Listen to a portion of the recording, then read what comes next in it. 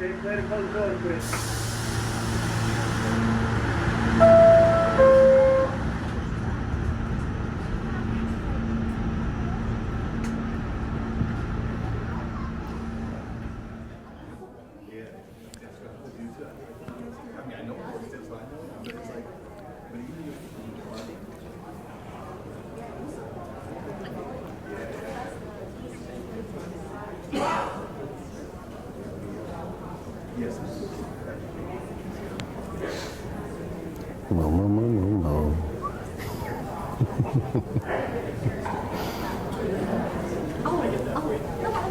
I'm just going to throw it right here. Can I kick it off? Yeah. Anytime you're ready.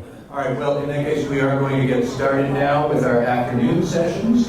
First up is going to be Jesse Taylor, who is the originator of the App Store that you all have on your devices. And he is going to be talking about digital rights, digital identity, and anti-fraud precautions that we can take. So without any further delay, Jesse, I will turn it over to you, and we're going to go until 1:30.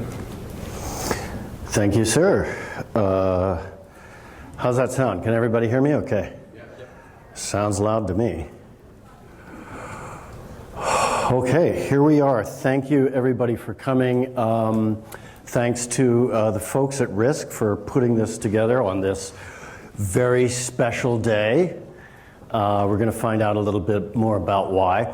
We have not one, not two, but three exciting acts here talking about some revolutionary inventions. The first App Store, a little bit about music piracy, and of course, no talk here at Risk would be complete without securing our future world, right? Now I know I met some of you beforehand. I may have made certain representations. I got a call from the legal folks here at Risk. Apparently, we're going to discuss piracy. There's not actually any pirates here, so I'm sorry about that. And the whole Stonehenge thing did not work out. But otherwise, we've got a very exciting story about a fraud and solutions. So it's a great Hollywood ending. Let's see if I can figure this out. So, we have a celebrity birthday with us today, and I'd like everybody to give a warm happy birthday to the iOS App Store today. That's right, 17 years ago today, Steve brought forth, that, and it's not much to look at, but this store's launch had some amazing news. They did 10 million downloads in that first weekend. And that's not probably a very big number by today's standards. But I guarantee you, 17 years ago, this was a shot across the bow of traditional retail. Try and imagine trying to stuff floppy disks and manuals into boxes and shipping those out to thousands of stores all across the country, the world. How many cashiers would it take to even ring that in? So this really ushered in the notion that this store is limitless, right? It doesn't matter how many people bum rush the App Store and download Pokemon Go. Okay, this store never runs out of inventory. Would anyone guess to care what kind of downloads we might be doing today? Huh? Any numbers? Any takers? 100 billion. There's somebody that's willing to put a stake in the ground. Well, I'll tell you, I looked it up. And you know, there's a number of ways to cut it, but let's just call it about 16 billion a day. That's only what, 200,000 a second? So, woof, there goes another 500,000 downloads. That's an extraordinary amount of growth. So that's probably what, thousands, even millions of times. So there it is, the App Store, 17 years ago today for iOS. You've come a long way, baby. But our story starts long before that. Our story starts a long time ago in a galaxy far away. Act 1. It is 1990, and the young folks in the room may be shocked, even horrified to imagine that when children woke up in this day and age, there was no web to surf, okay? There's none of that tick. You could have a book, okay? To those of us who are a little older, we may probably still bear the scars of humiliation of having to drive to a store called Egghead, only to have to suffer the indignity of installing the software yourself. Caveman living. I think we can all agree, by anyone's definition, life was nasty, brutish, and short. Around about this time, this is Steve Jobs. And I had a fortuitous run-in with him at a software trade show in San Francisco. And I said, Steve, I'm Jesse Taylor, and I busted my ass on this software, and I want to show it to you. And I did. And Steve is an interesting guy. He had exactly 3 words for me. I like it. And then he just turned around and left. So a man of few words, but certainly an interesting experience. So what did Steve buy? Or what did I sell him? This. The world's first application storefront, or app store. It's called the Electronic App Wrapper. And it is a purely electronic way, purely digital way to buy software. Now, aside from this screenshot being in black and white, it doesn't look that much different than product catalogs do today, right? Here's an app for sale, 3D reality. Sounds pretty cool. It's by Stone Design. And then there's this number, is that the price? Oh yes, $500 was actually towards the lower end of the scale. I think most software on the app wrapper was $2,000 or even $5,000. That is a testament to the efficiency of electronic distribution. I can tell you in no uncertain terms, we had exactly 0 apps for $1. If your app is free, download it yourself. This is a store. As far as I recall, we had no notion of selling free software.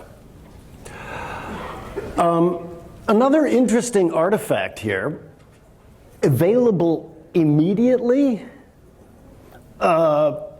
This is apparently not downloading. This is getting it off the CD-ROM that you probably got in the mail. At this day and age, it was very difficult to send these kinds of amounts of data. You might be sharing a modem, a dial-up on your whole office.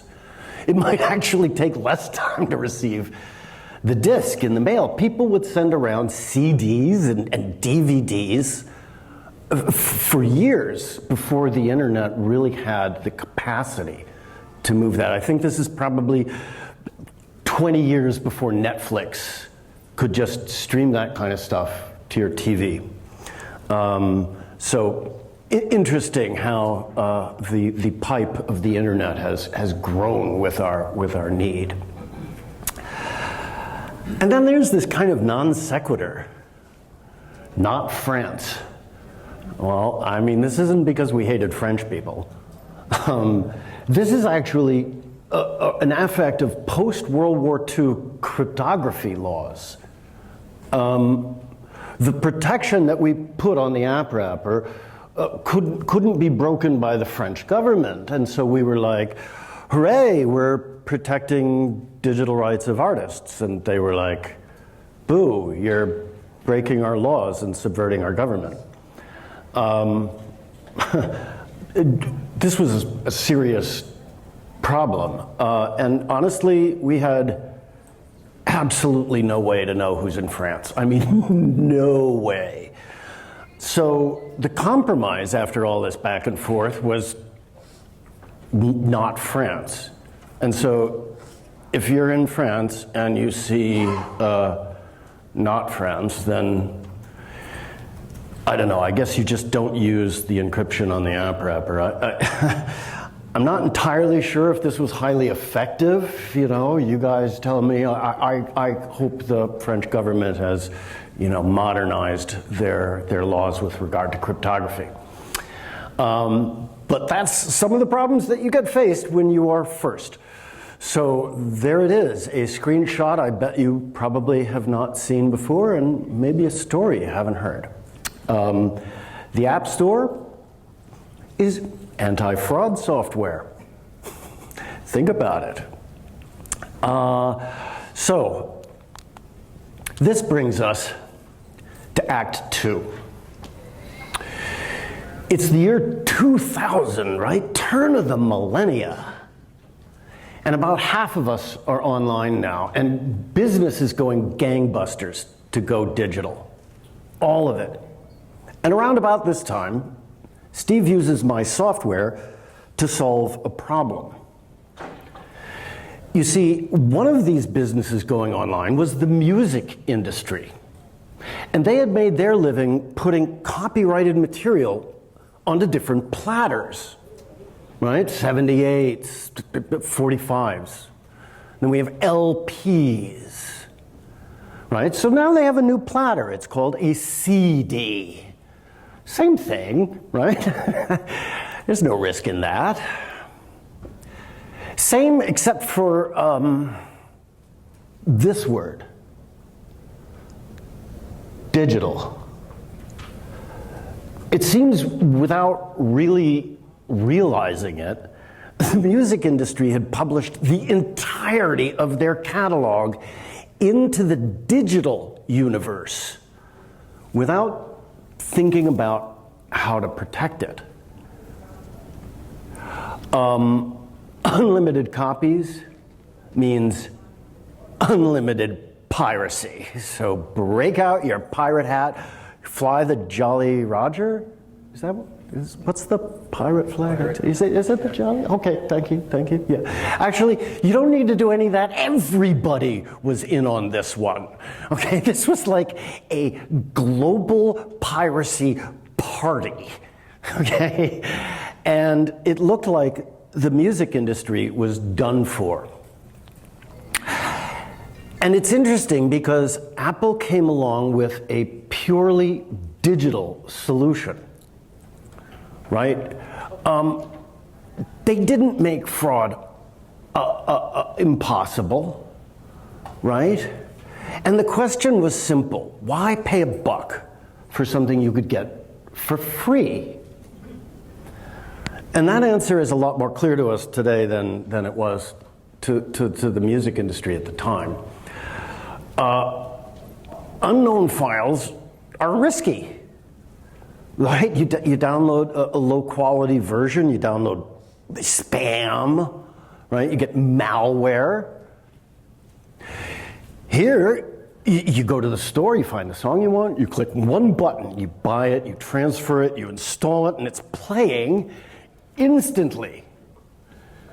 And you can go on with the rest of your life, right? Verified data is always worth more. It's always worth more. And so what Apple did was they brought a purely digital solution. And that digital solution made this music piracy obsolete. Right? You could still steal music just as easy as you ever could. But the choice between risk and verified is very clear. So again, anti-piracy with a purely digital solution. You know, we have to remember crime pays, right? And fraud has an underlying economic mechanism, and you can disrupt this.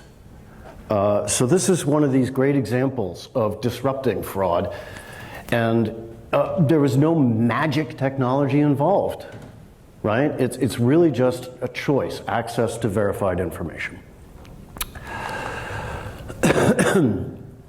Now this brings us to Act 3. And here's where things get really serious. It's 2020.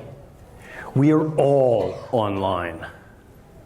And the risks have never been higher because, well, we're dependent on trusted platforms for everything, right? I mean, you want a job?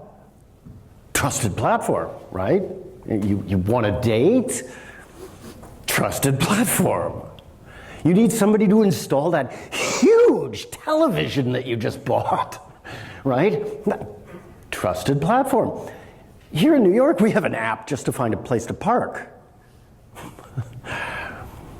But this has left us in the midst of a fake profile crisis.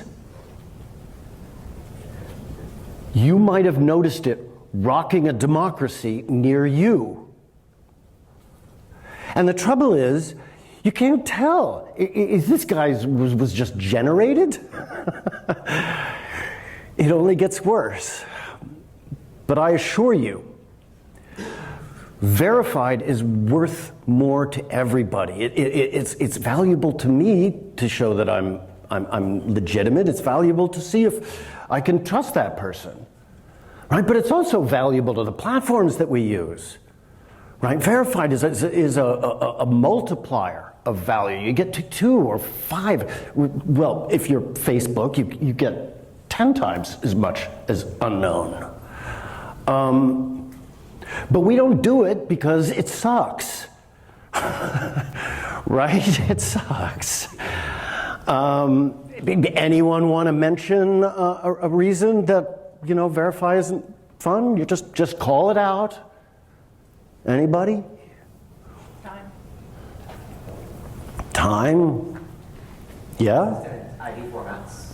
Oh, inconsistent ID formats, all kinds of stuff, yeah? But I don't think you can even rely on identification verification. And reason being is, with ID me, I was helping my mom do something that was way more older than me, and they verified that I was her. Oops. And we're like, what, 50 years apart?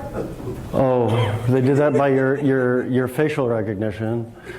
Yeah. I was doing the verification. Well, a lot of these things work real well when they work. Okay, it's when they don't that people get upset. But let's just play a little game show here. A survey says people don't want to surrender privacy to use your website. Who'd have thunk, right? Another thing is that these are inherently biased, right? Either you're picking the cool kids out of the crowd, right, to be let into the club of credibility, or you're asking people for things that they might not even have. Okay, here in New York, I think 30 or 40% of adults have a working driver's license because we don't drive. Okay, we didn't move here for the weather. Okay. So, you know, you don't think about these things, but on a global scale, it's a fraction of a fraction that have access to availability. And you know what? Everything else you guys might have thought or mentioned or even imagined falls into number 3. It's like the catch-all. The problem is we're looking to business to tell us who's dangerous, right? We're asking a platform to tell us, you know, if I'm, well, who I already am, right? I mean, This is impossible. This will never work. It will never work. So, the root of all evil is these ID cards that we're carrying around. They've worked fine for us for generations. I've never had my privacy violated, taking out my ID at the bank. I take that same ID online, and suddenly it's easy to fake, it's cheap to steal.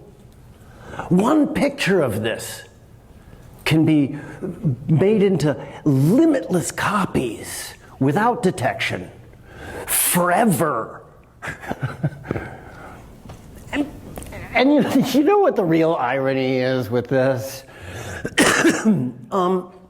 These ID cards, they're printed from your digital account data. Okay, I mean, we printed them out for you for use when the internet is not available. So, we're using them wrong. But let's just think about this for a second. When we have a digital problem, right, we can apply a purely digital solution, right? We protect artists' rights, and suddenly we can take advantage of these unlimited copies, right? And we can create the App Store, anti-fraud.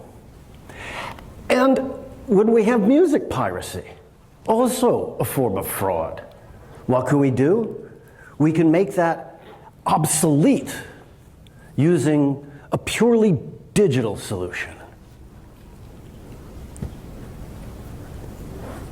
And I wonder, do you think maybe we could do the same thing with identity? Oh, yes, we can. It turns out you already have your digital footprint.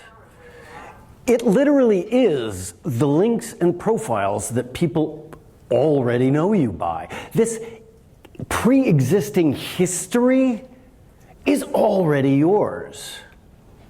Now, you use TrueAnon, and there's no exchange of passwords. There's nothing private involved. You say, this is my GitHub, right? This is my LinkedIn. This is my blog. And for the very first time, you own and control how other people view and share your identity. You can grant and revoke access at will over time, right? This is an amazingly powerful thing. And for the platforms that adopt this benefit, number one, no loss of privacy. In fact, you could create privacy features that weren't even possible before. And number two, this is unlimited. Anyone can do it. It doesn't matter your location or language, right? Everyone has equal access. People bring their own proof. So there's no limits. If Twitter wanted to review every profile on their platform, it would take 22 years. Only a purely digital solution can scale to this kind of size. And number three has got to be the most important. Instead of being authority-driven, this is community-driven. People trust themselves. And what this is really doing is transferring the responsibility for identity back to the rightful owner, right? The individual. And here, avoiding this kind of transparency is just as clear as having it. The safety effect is immediate. It's automatic. Members make it work. So this brings us to the dawn of the trusted internet, where these three things allow us to go online for the first time to bring ourselves, our identity, our reputation, and bring them online in a way that's safe. And just to conclude, I wanted to say just a bit about how this all came to be.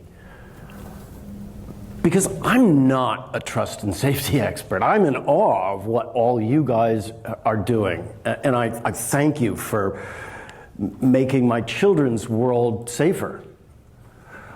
I met their mom on a dating section of Craigslist